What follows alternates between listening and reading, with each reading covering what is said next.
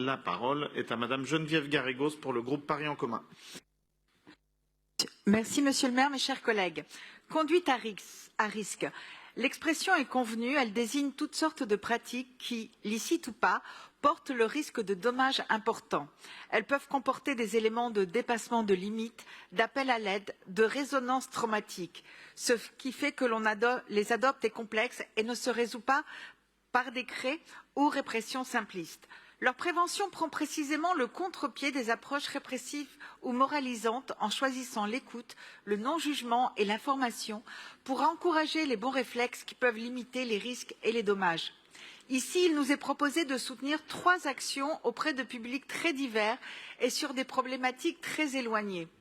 L'association Piste, tout d'abord, qui promeut l'information scientifique, thérapeutique et épidémiologique sur le sida, se propose ainsi de participer à la réalisation d'un travail européen sur les sites de Paris, Bruxelles, Barcelone, Amsterdam et Lisbonne, visant à identifier des exemples et expériences innovantes en matière de réduction des risques, de prise en charge, d'autosupport et de parcours de soins d'usagers du chemsex.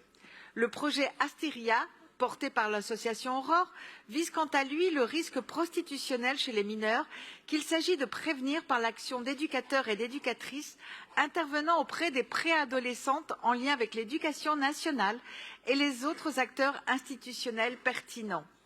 Mais je voudrais particulièrement revenir sur un projet qui me tient à cœur parce qu'il affirme résolument une approche pragmatique fondée sur l'information des usagères et des usagers. Il s'agit du projet de l'Association pour le développement de l'analyse de drogue comme outil de réduction des risques et des dommages, qui se propose d'aller au plus près des besoins en milieu festif et urbain grâce à un dispositif mobile d'analyse des drogues ou ADD.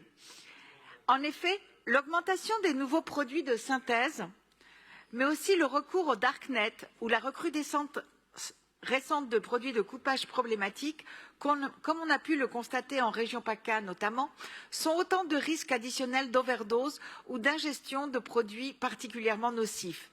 En proposant d'identifier les substances présentes, l'ADD permet de rendre les usagers plus conscients de ce qu'ils consomment, leur donnant la possibilité d'être acteurs de leur propre santé. L'ADD a d'ailleurs déjà fait ses preuves et montre que les usagers, selon leurs différents profils, adaptent effectivement leur consommation. 95% des usagers du festival Boom au Portugal déclarent ne pas consommer le produit si le résultat est inattendu et même des usagers très dépendants comme ceux de la salle d'injection Inside de Vancouver déclarent jeter le produit 11% ou réduire la dose 36% s'il s'avère positif au fentanyl. J'ai conscience que cela n'est pas 100%, mais c'est déjà un résultat plus que significatif s'agissant d'une problématique complexe et les craintes qui ont pu être entretenues sur un éventuel effet incitatif de tels dispositifs sont jusqu'ici infondées au regard de la littérature scientifique. Parce qu'on gagne toujours à renforcer la capacité d'agir des personnes, parce que, comme disait l'association ACT UP, l'information, c'est le pouvoir, je me félicite que ce projet puisse voir le jour et vous encourage bien évidemment à voter cette délibération. Je vous remercie.